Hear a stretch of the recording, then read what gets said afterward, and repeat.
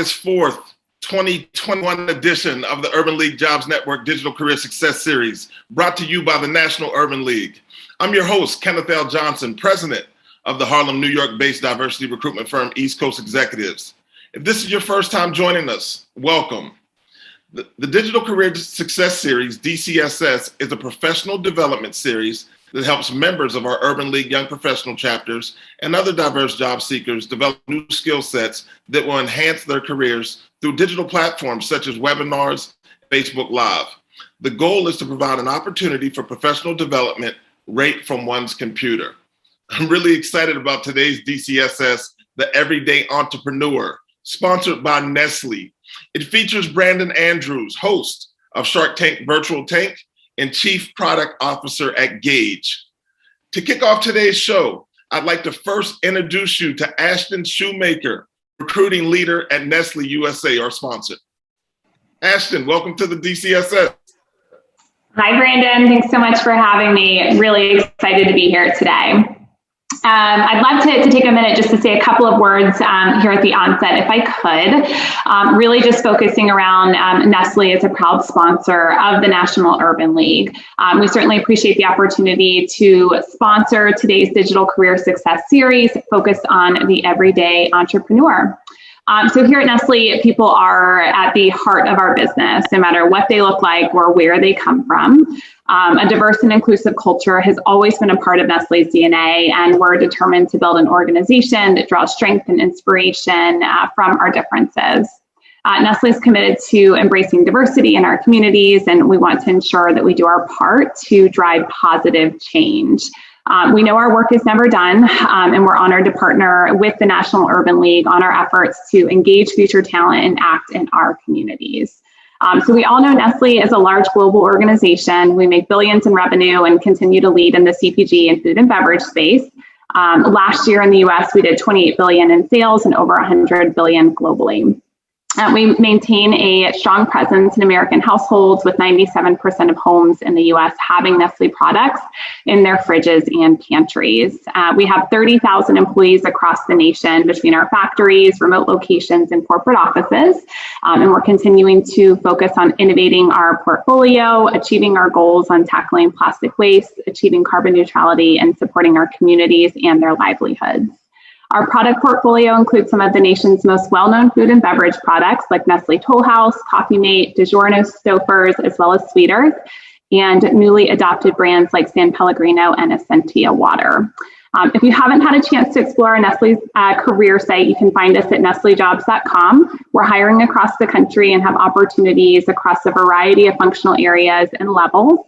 And I also encourage you to join our online talent community, where you'll receive occasional emails about what it's like to work at Nestle, some of the exciting things happening within our workplace, and what's new in our product portfolio.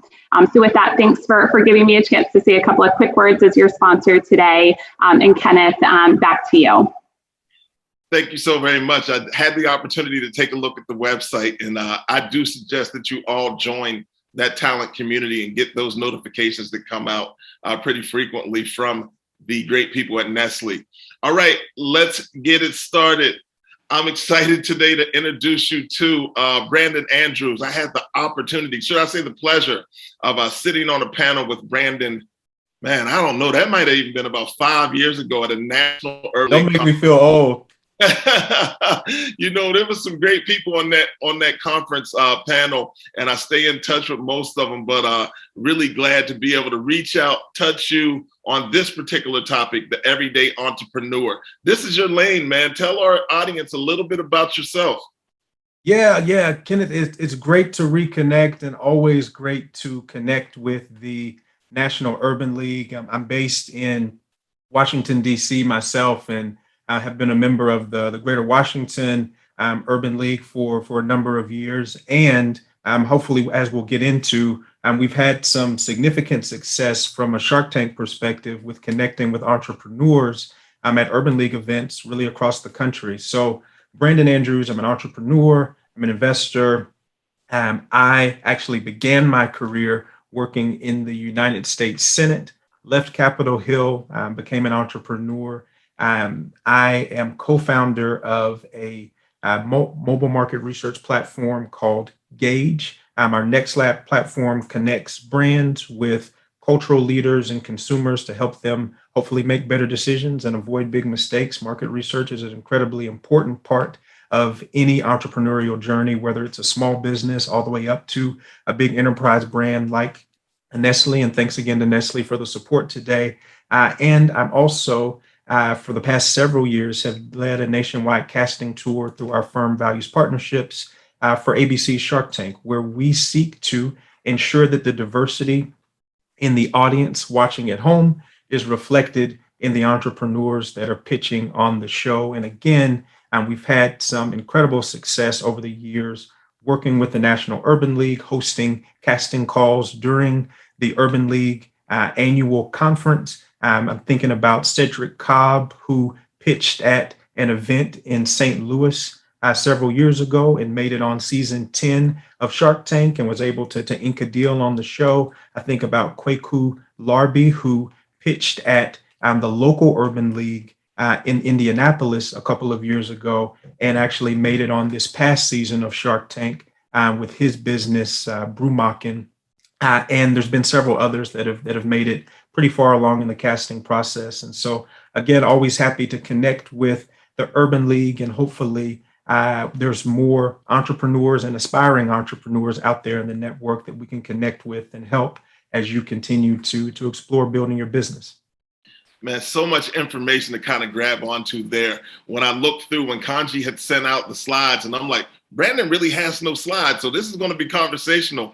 And I thought that was great because I do believe our audience here at the National Urban League on the Digital Career Success Series, they always have a ton of questions, and I feel bad when we can't get to them. So I just want you all to know that you can drop your questions in the Q&A. And once Brandon and I kind of get through the conversation, he'll definitely be available to answer some of those questions. I see people checking in, Brandon, from all over Pittsburgh, PA, Denver. This is amazing. All right, listen. So I want to touch on this, and I'm going to let you do your thing. But you spoke about market research, and you spoke about that early. Is that the first stage for an entrepreneur typically? Well, let's take a step back and talk about entrepreneurship in general, Ken, if you don't mind, because yes, you want to do market research, but you got to have the product or the service. You got to have the business first to even get to that point. There's always questions, for every one entrepreneur that I meet that has a business and wants to be on Shark Tank. I probably meet 3 or 4 aspiring entrepreneurs. So 3 or 4 people who either say, man, I love the opportunity, but I don't have a business idea. I don't have an idea for something right now. Or maybe they have an idea, but they just haven't taken that first step. So the first thing is, if you don't have an idea, here's a quick exercise to do. Go through your week, just write down all of the points of friction, all the problems, all the things you might complain about during your week.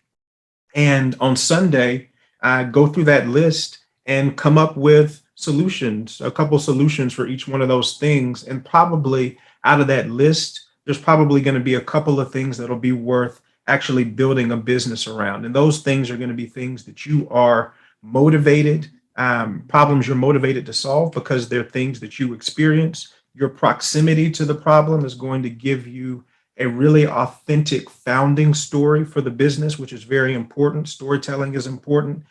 And you're probably going to be uniquely positioned to solve some of those problems, again, because they're things that you experience every day. If you have an idea already and you just haven't started the business, you got to get past go. Don't let the perfect get in the way of the good, and figure out what is the minimum viable product, what is the minimum functionality that I can have for this product or service, or that I can demonstrate to potential customers to push it out there, get the feedback, perfect whatever it is I'm building, and hopefully see the business grow. So that's the first piece. But yes, market research is incredibly important because it does no good to build something if there's no audience for it, if there's no customer base. And so what you want to do as quickly as possible from a business perspective is begin to hypothesize who would actually use this product, who would use this service, and importantly, where do those people live, both in the real world and digitally?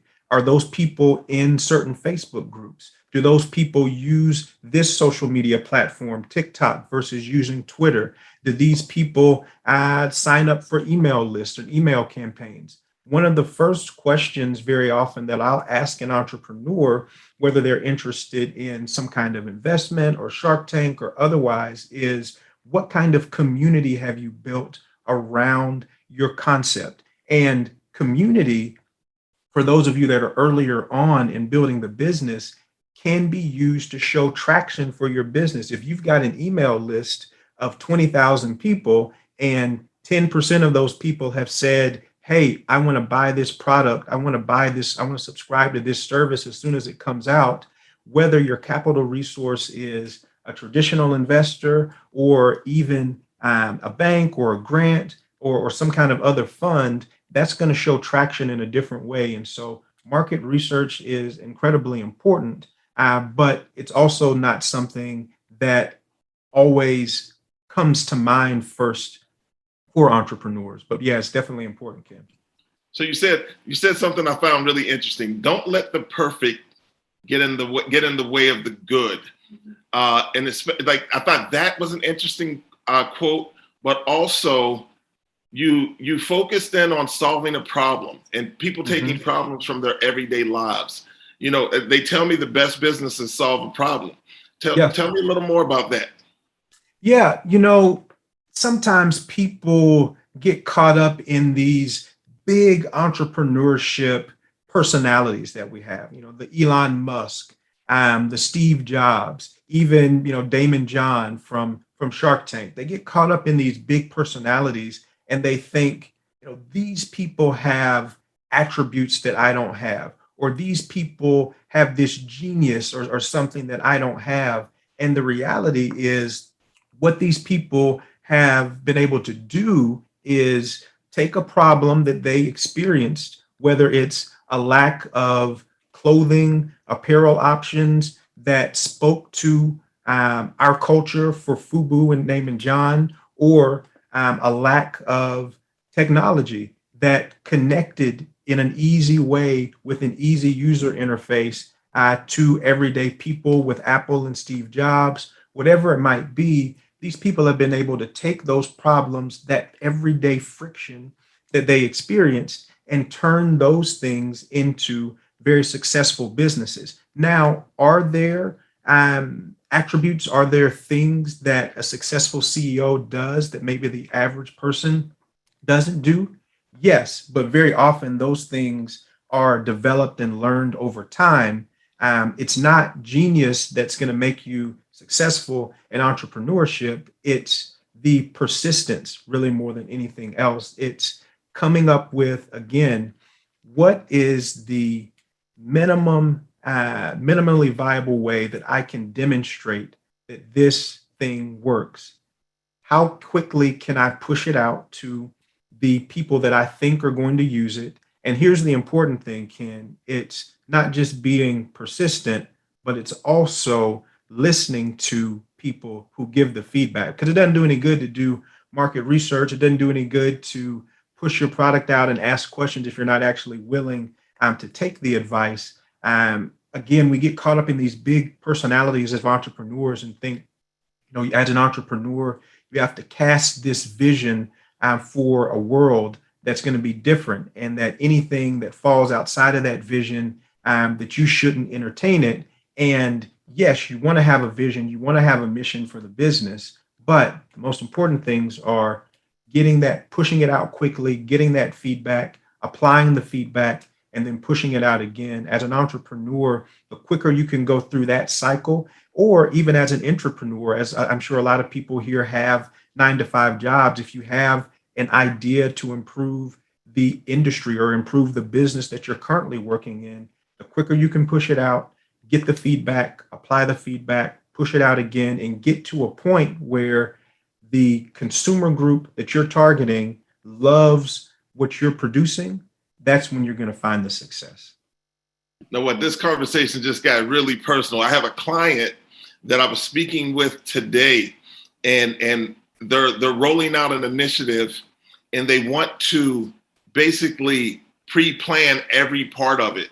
And I was, my thought was that, hey, maybe we should get some information from the actual clients that we're bringing on board, and then kind of tailor or customize what we're delivering directly to their needs.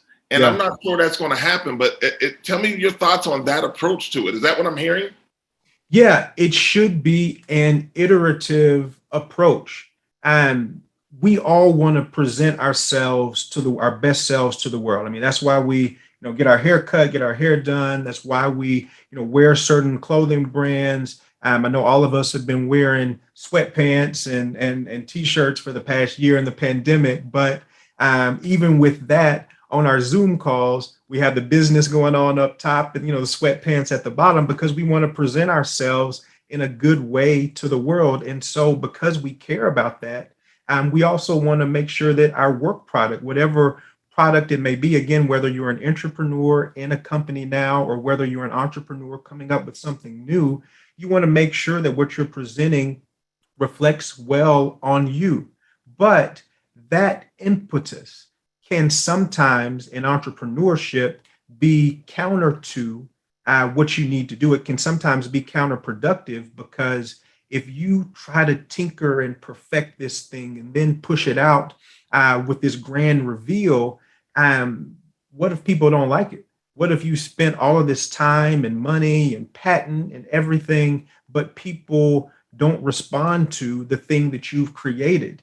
Well, is that wasted time? No, because you have the opportunity to change, but there is an opportunity cost involved with trying to perfect something without actually pushing it out. And so the best way to do it is, again, get your product, get your service, get your business to a point that it is usable, push it out again to that small group of consumers who fit the profile, demographic profile, psychographic profile, geographic profile, whatever that you think fits for consumers, get their feedback and then push it forward.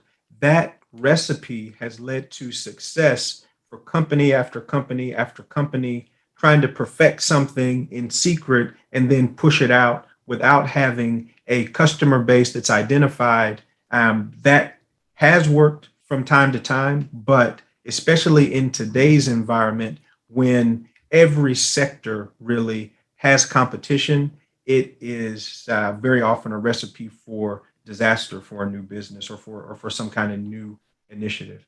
Well, interesting. You mentioned the pandemic.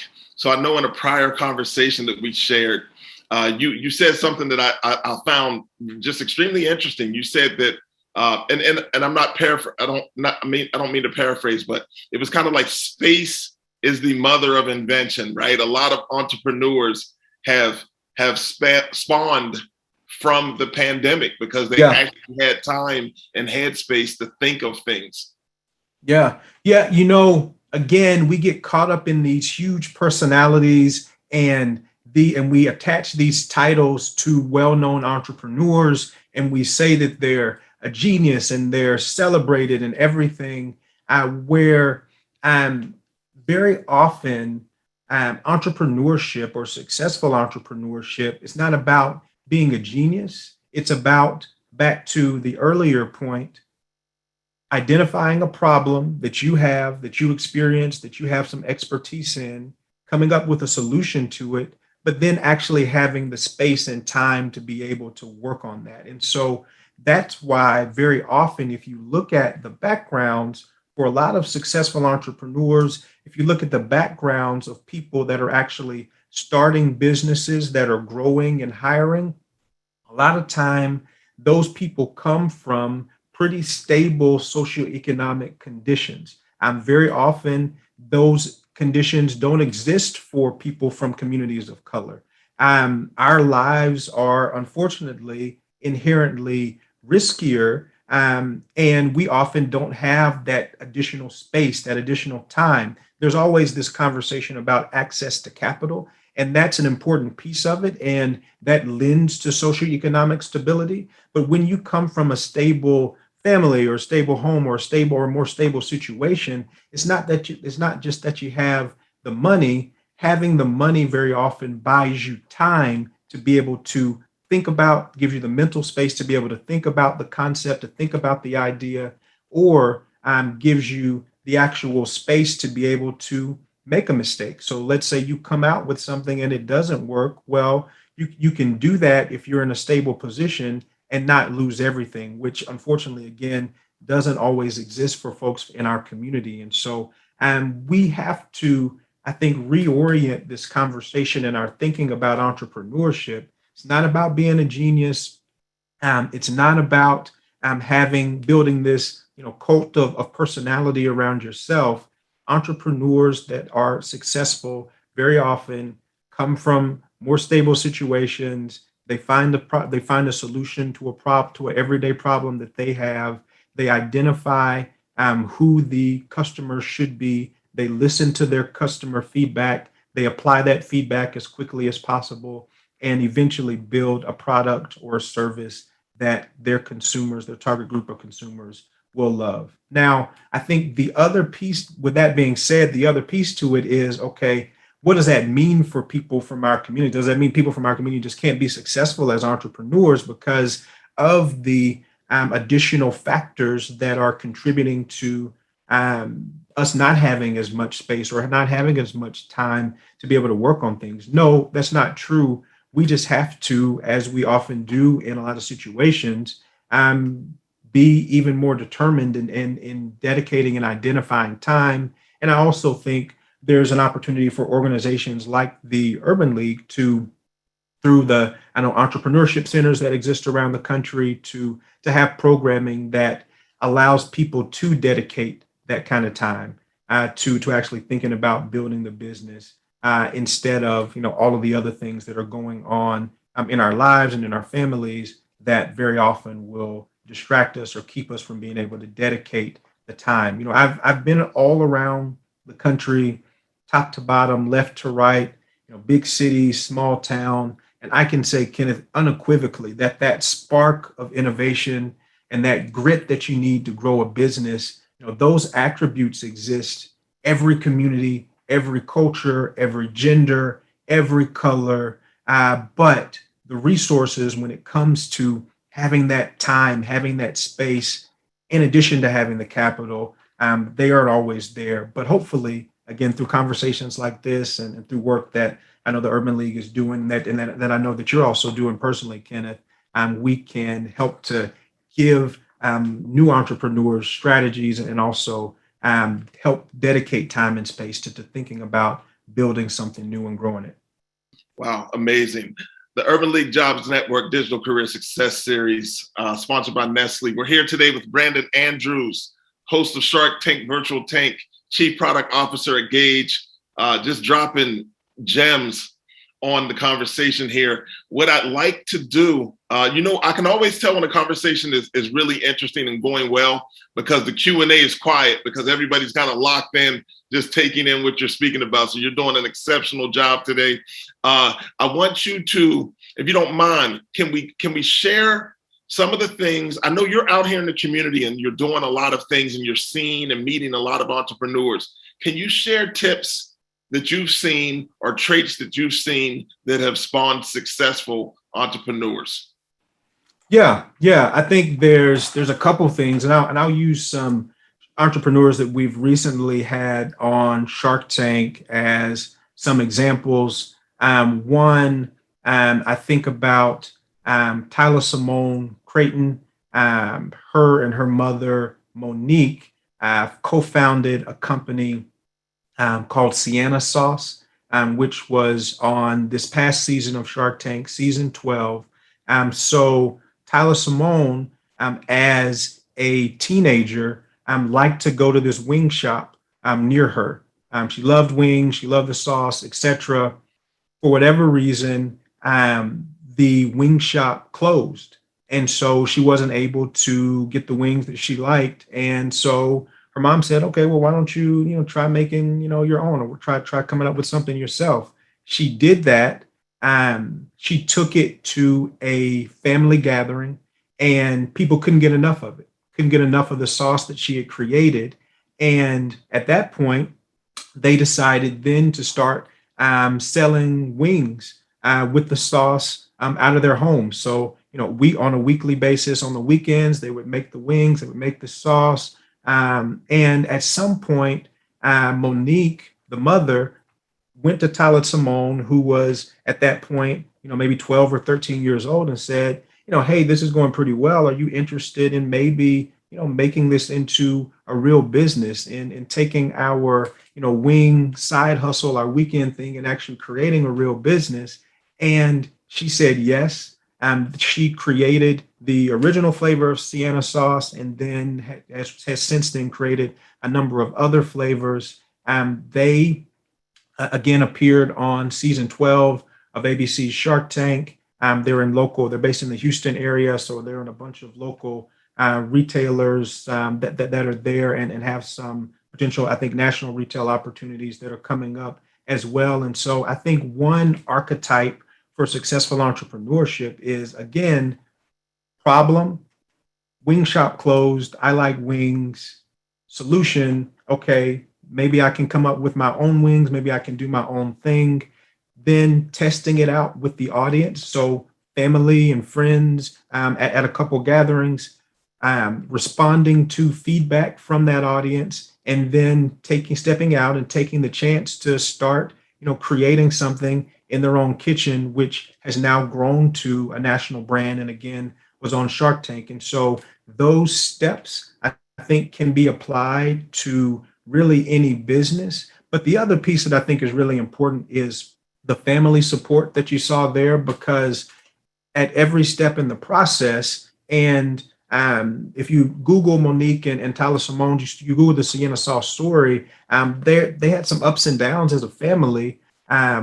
But through every step in that process, Monique was supportive. The mother was supportive of the daughter and pushing her to create and to build and to take a chance and to try it. And so I think you can do those steps and that'll take you part of the way, but it's also really important to have a supportive community around you if you can. And so whether that's your family or friends, sometimes it won't be family or friends, sometimes family or friends won't get it, or potentially other entrepreneurs, whether that's in the Urban League Young Professional Network or finding, communities of entrepreneurs elsewhere. So I think going through those steps and finding a community to be supportive is a great way to be able to start a business. Wow, amazing. I think you answered the question that we had from David there, who wanted to know if there's any tips on building a community or to test your idea, basically. Let me dive a little deeper there because I talked about the importance of market research, but I'd be remiss if I didn't actually talk about how do you actually do the market research. So here's a couple things that hopefully can be helpful to you as an aspiring entrepreneur or as an entrepreneur with a small company. One, social media provides a vast array of opportunities to connect with audiences. And so if you have an idea of who you want to connect with, what these people look like, where they live, maybe how much money they make, etc., social media is a great way. So you can do something as simple as doing a Twitter poll where you set it up via Twitter. It gives you 4 options for your questions. You can ask questions using a particular hashtag, and there are hashtag websites that you can go to see who's using a particular hashtag to talk about this problem or that problem. And through doing that, you can begin to get feedback and refine your audience. Another really simple solution and completely free solution is Google Trends, which is just trends.google.com. You can type in any problem. So because of the digital age that we live in, very often, if somebody gets sick, they're Googling, what do I do before they call the doctor? They're Googling, what do I do before they go to urgent care? They Google, what do I do before reaching out to a family friend? And so you can see, if it's barbecue sauce, where are people searching for barbecue sauce? What time of day are they searching for barbecue sauce? What time of year in the calendar year are they searching for barbecue sauce if there's some kind of seasonality to it? But not only that, you can see what hashtags people are using to search for barbecue sauce, and also what websites people are going to and coming from as they're doing their search for barbecue sauce. And you can sub out barbecue sauce for whatever topic or whatever word would be appropriate for you and your business. But that's a free and easy way to begin to construct that profile that's going to be helpful to you as you continue to build your business. The other thing, this is the last point that I'll make on this, is SEOrush.com is a free service, and you can actually put in the website of competitors. So if you are building this new tech company, or you're building this new apparel brand, and you want to know, okay, how does this competitor that's similar to me, how are they getting traffic to their website? SEOrush will tell you the search terms that people are using to find the competitor's website, where they're coming from. It'll also give you that geographic readout, which can be very important. And it'll tell you some other attributes of people as they're doing searches. And so those are 3 easy ways to start your market research, to start building that profile. And the most important thing, again, is just start doing it. You don't have to be an expert in Google or in searching or whatever to start doing it. Just start doing it, start building the profile, and refine it over time. But again, using Twitter polls is an easy and free way. Using trends.google.com is a free and easy way. And then also using SEOrush is a free and easy way to begin to build out that profile for your customers. Man, I appreciate you adding those resources. I know Kanji's working hard and the UL team's working hard to drop those URLs into the chat. I see that they dropped the Sienna Sauce website in there as well. So that's a great story. As you continue to kind of navigate and support entrepreneurs in the space, outside of the URLs that you shared, are there any other resources, books, websites that you recommend, aspiring and or current entrepreneurs use to advance their product and or services? Yeah. There's a couple books that I recommend.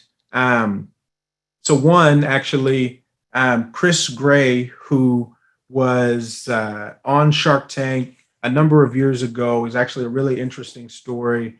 Guy from Alabama, went to Drexel University, but getting to Drexel University was difficult for him because his family wasn't in a stable place. They didn't have the resources to send him to college. And so Chris was able to earn over $1.5 million in scholarship money to go in going to Drexel. And so when he got there, he said, I went through this process, but I'd love for other people to have it easier. So he created a mobile app called Scholly that actually aggregates and allows you to input your profile, who you are, where you're from, what you're interested in studying, and allows you to find scholarship opportunities. There are millions of dollars in scholarship opportunities that go unused every year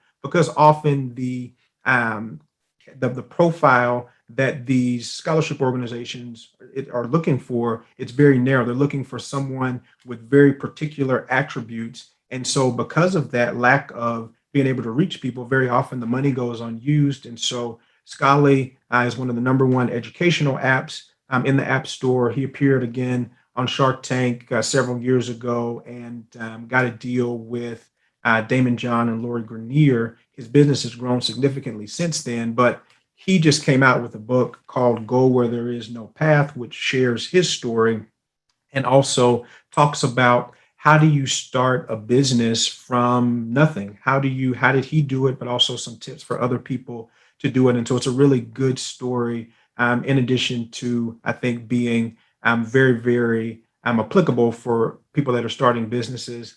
Another one is Measure What Matters. So this one focuses on measurement and setting goals and using, in particular, the OKR strategy, which Google and a number of other companies use to set your goals on an annual basis, on a quarterly basis, and even if you don't fully apply the OKR concept to you and your business, just getting you into the mind of thinking about, okay, I need to be deliberate about the steps that I'm taking as I build the business. It's a really good one. I think another one is the build trap.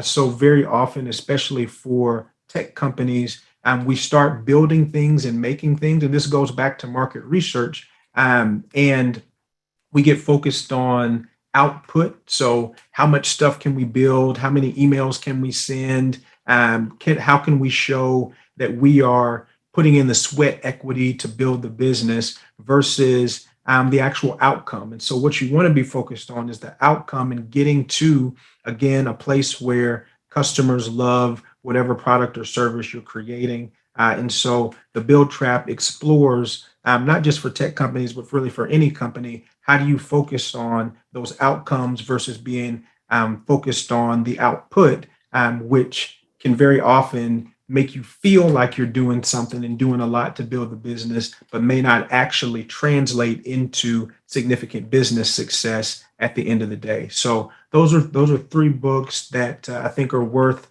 a read as you are either starting or continuing your journey as an entrepreneur or intrapreneur. Because again, if you're in a large organization, if you're in a company and you're looking to change systems inside, these principles of entrepreneurship can be applied there as well. You know, the topic today, the everyday entrepreneur, when I originally saw it and when we got together as a team with Wanda Jackson and the New York Urban League family, and we started talking about the topic, I said, wow, it's interesting because, you know, being a small business owner, I understand that people often view business ownership as this big scaled thing, but really most entrepreneurs are solopreneurs to a certain extent, right? Yeah. So as we look at that, and you know, we look at, I don't know, so people that are on this actual feed, they may be looking at opportunities at Nestle, but then they have an idea that's completely unrelated to the work that they do every day, but they're an entrepreneur nonetheless. What do you say and share with those people about kind of time management and still staying true to pursuing their idea when it's really kind of a side hustle? And that's going to be a conversation that we're going to have next week about side hustles. But a lot of entrepreneurs are really in a side hustle mode. Yeah. And there's nothing wrong with that. You know, you start, one of my favorite quotes is from Arthur Ashe: start where you are, use what you have, do what you can. So you start your business where you can start it. There are very few entrepreneurs that are going to be able to take some kind of concept on paper or a wireframe or 3D rendering or something and take it to a capital resource and get the funding to be able to build it from scratch and dedicate, you know, your full time to doing it from the beginning. So definitely don't knock whatever it is you're doing because it's a side hustle. And most businesses are going to start as side hustles. And, you know, if you look at some of the more successful entrepreneurs, whether you're looking at Oprah or again, a Steve Jobs or an Elon Musk, they have multiple businesses. So they already had a business and then they, you know, started some kind of side hustle, some kind of side thing, and that thing grew. And now, you know, that thing all of a sudden takes off and they're, you know, a billionaire before you know it. And so that's the way that a lot of people do it. And so certainly don't discount or discredit what you're doing as when you're building when you're growing a side hustle. In terms of time management, something that I think is really important for me that's important for me is time blocking. And so that is making sure you have dedicated spaces or blocks of time to whatever whatever different things you're working on. And so for me, whether it's consulting and having blocks of time that I dedicate to working on that, or whether it is Shark Tank and having blocks of time that I dedicate to working on that, or Gauge and having blocks of time that are dedicated to working on that, making sure that you have those times blocked every week and that you're dedicating not just the time but the mental space as well is really important. A tool that I use is Calendly, founded by a Black founder. And what you'll see if you go to my Calendly is there are a number of options, not just for different amounts of time, so 15 minutes, 30 minutes, or an hour. There's also it's also broken down by the particular sector from my life that you want to connect with. And so if you want to connect with me on Gauge, there's options there for that. If you want to connect with me on consulting, there's options there for that. If you want to connect with me on something else, there's options there for that. So taking a few minutes to organize a Calendly page and making sure that when you are scheduling time, meetings with others, etc., that you are scheduling within those blocks during your week will help to ensure that you don't get so caught up in the day-to-day that you forget to work on whatever your side hustle may be from a day-to-day time. And then also it'll help to ensure that your side hustle doesn't begin to impede what you're doing on from a 9 to 5 perspective. Now, eventually you have to have a conversation with yourself about capacity if your side hustle is growing. And you have to make accommodation for that. And that may mean, moving away from 9 to 5 eventually, but to be able to balance them, think about where can I block time and how can I be disciplined and consistent about doing that, because that's something that's worked for me. Excellent. Ms. Harrison wanted to know if the book titles could be dropped in the chat. It looks like Kanji has taken care of that. Those titles are in the chat with, and I believe, backlinks to them. But keep in mind that this episode will be live on the Urban League Jobs Network YouTube channel, probably within the next week. So you can always go there, rewatch, and kind of walk through some of the tips and resources that Brandon has offered here today. All right, Brandon, I'm going to jump into the Q&A. We're at about 43 right now, 12:43. So let's jump in this Q&A. So sounds good. We have a question. What advice would you give college students or people in their early 20s who want to become entrepreneurs and start small businesses? Yes, start now. As a college student, you have very often less responsibility than you're going to have once you start and get into your career. There's just going to be, even if you have more time, there's going to be more things kind of taking up that mental space. So take the opportunity as a college student to, like I said, go through your week, write down those problems, come up with solutions. And if you're in particular building something that you think other students would use your access either digitally or on campus to other students to test out that solution that you're building in a way that is free. The second thing that I'd say is, as a college student, people like myself, like Kenneth, are very often just responsive to inquiries, especially if they are targeted inquiries about a particular sector or a particular idea or whatever. And so when I was younger, I would reach out to people that I didn't know and just say, hey, you're an expert in this. I'm interested in this, or I think this can help me or help my business. I'd love to chat with you for a few minutes to be able to and take advantage of your youth in that regard, because very often people are there and they want to be helpful. But I think the biggest thing is, as a college student, take full advantage of the opportunity to, now that you have a little bit more space and time, take full advantage of the opportunity to test some things in a free way without having some of the consequences that you'll have once you get a little bit farther in your career. Excellent. Know what? I'm going to grab this question here from Joe Jobera. Yes. So, do the urban leagues offer programs or resources similar to the SBA? I will share this. Several of the urban league affiliates have entrepreneurship centers.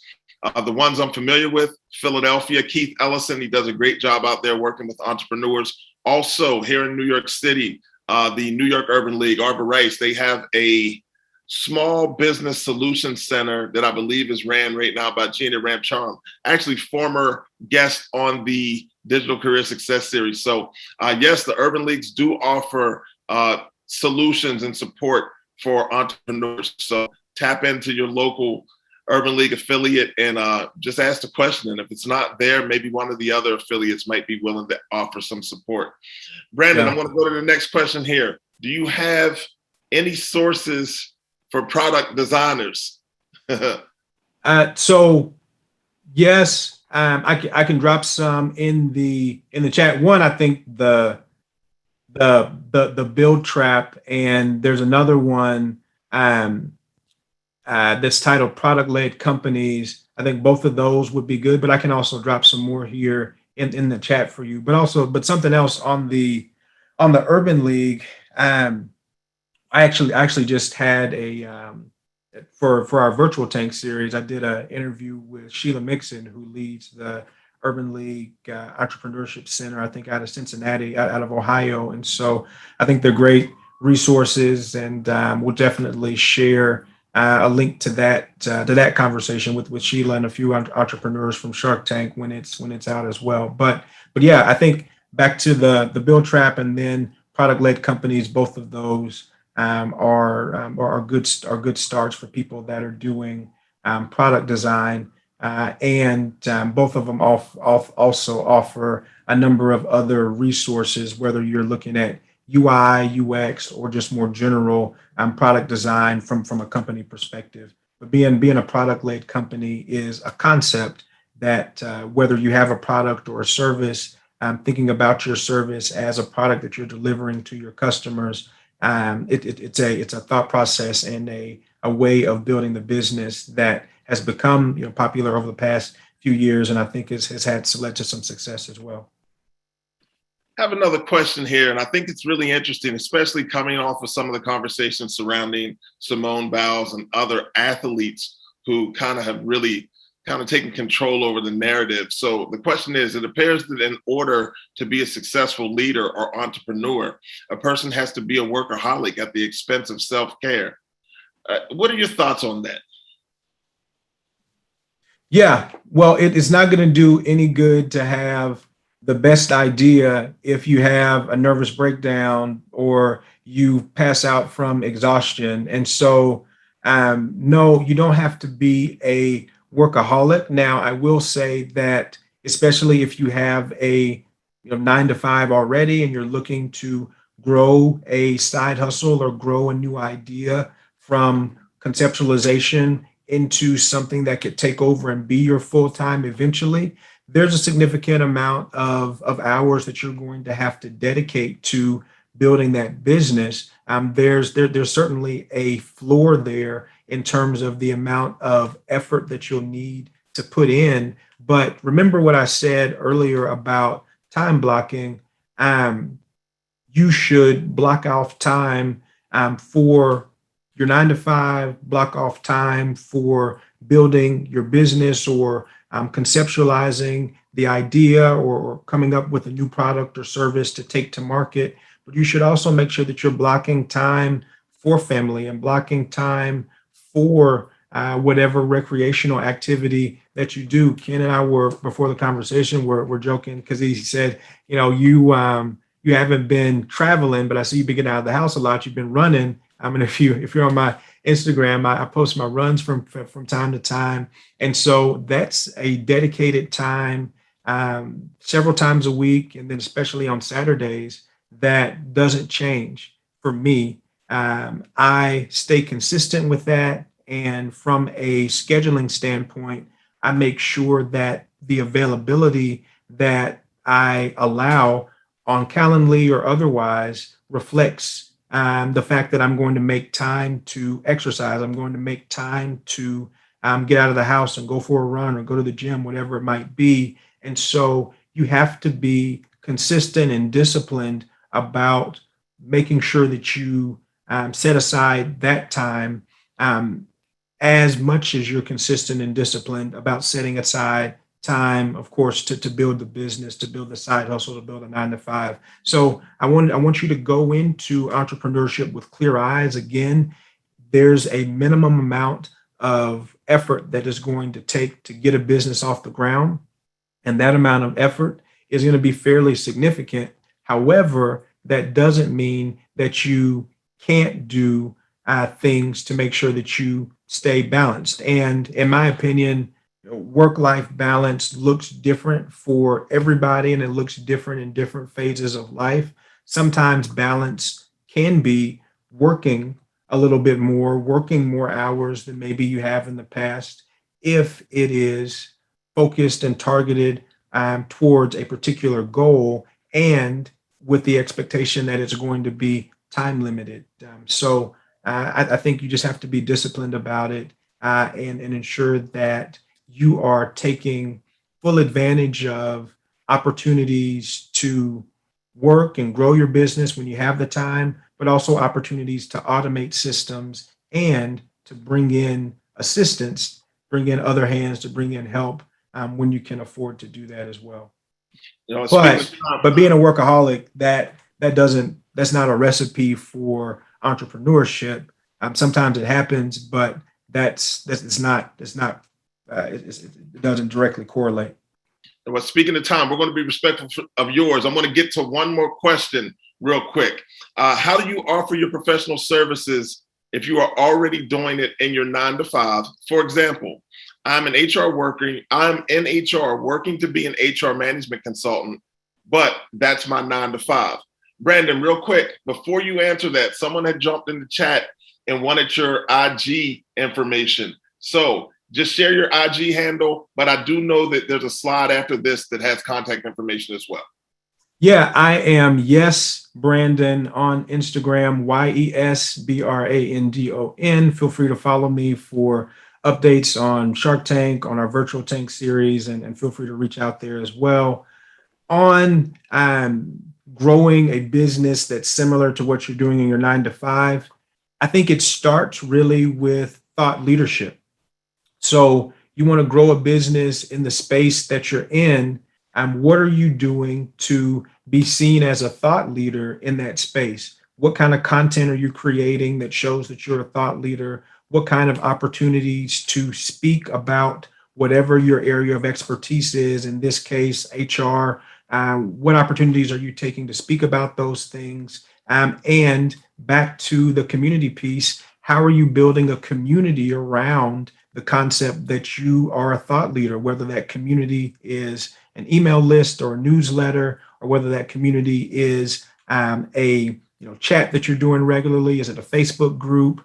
Whatever it might be, building that community as well. There are some companies that are going to have non-competes and limitations there, so you should certainly check with HR and make sure that you're not running afoul of any of that in terms of the kinds of clients that you're going after, or the kind of services that you're going after. However, there's many companies that encourage entrepreneurship and that want to see their employees grow, because as their employees grow, the gravitas of the company, being able to say this person came out of this community or out of this company and has been able to now grow something successfully, really speaks to the training and support that's offered in that company. And so very often there's some significant support that's there. When it comes to how do you balance delivering the services during business hours? Now, again, that's back to time blocking. You have to figure out, how can I break up my time and deliver for my employer, plus deliver for whatever new clients I'm bringing on. But again, I think all of it starts for you from a service standpoint with thought leadership, because if people aren't seeing you as an expert in HR, then you're not going to have to worry about balancing delivering services 9 to 5 versus 5 to 9 because you're not going to have the customers. And so I'd say focus first on creating that content and being a thought leader, and then building the community, and then growing from there with being disciplined about getting things done at certain times.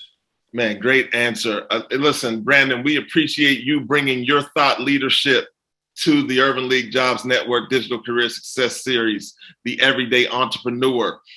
Listen, I'd like for you to share your contact information. I believe the next slide has that information on it.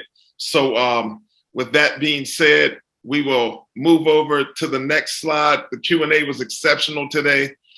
So really excited to have you. Brandon, he's the real deal. He really does operate and function on LinkedIn. I've reached out to him personally on LinkedIn, and he's responded to his point. Just a lot of times you just have to be courageous enough to reach out to individuals that you see that may have some information. Not everybody's going to reach back, but some people do. And Brandon is one of those people that indeed will try to block out the time to answer some of those questions, right?